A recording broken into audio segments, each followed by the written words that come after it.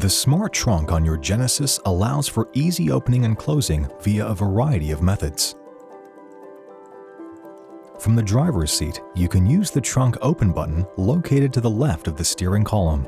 To open the trunk, press and release the button.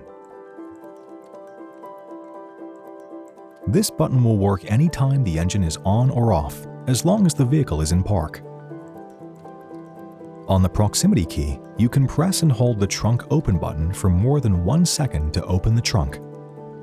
From the rear of the vehicle, you can press the trunk open switch to open the trunk.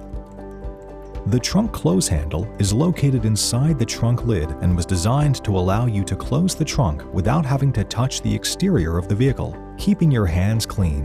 When closing the trunk, stand where you will get the most leverage to close it, depending on which hand you use to close the trunk.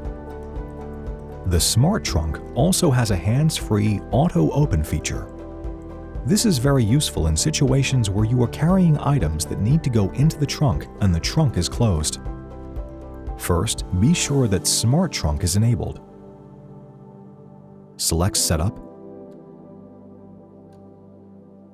then Vehicle, then Door, then Smart Trunk. Select the checkbox to enable it. Smart Trunk is default off from factory.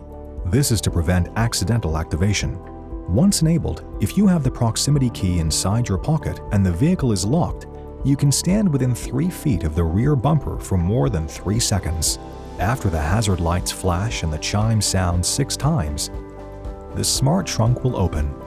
If you mistakenly entered the smart trunk sensing area and you wish to stop the trunk from opening, simply walk away from the rear of the vehicle while the chime is still sounding, and the trunk will remain closed.